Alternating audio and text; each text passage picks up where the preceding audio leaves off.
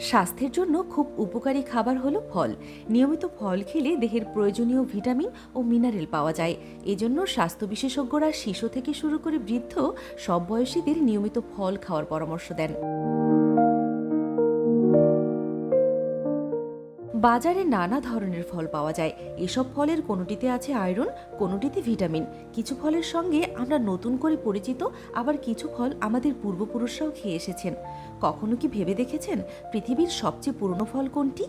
আম, জাম, লিচু, কলা, পেঁপে, আনারস, কমলা সহ অনেক ফল আমরা বাজারে পেয়ে থাকি। প্রতিটি ফলেই রয়েছে নিজস্ব বৈশিষ্ট্য। চিকিৎসকরা বলেছেন স্বাস্থ্য ভালো রাখতে এসব ফলের জুড়ি নেই। কিন্তু সবার আগে পৃথিবীতে কোন ফলের আগমন ঘটেছিল? ইন্টারনেটে পাওয়া তথ্য অনুযায়ী এশিয়ার বনাঞ্চলে প্রথম যে ফলটির জন্ম হয়েছিল তা ছিল কলা।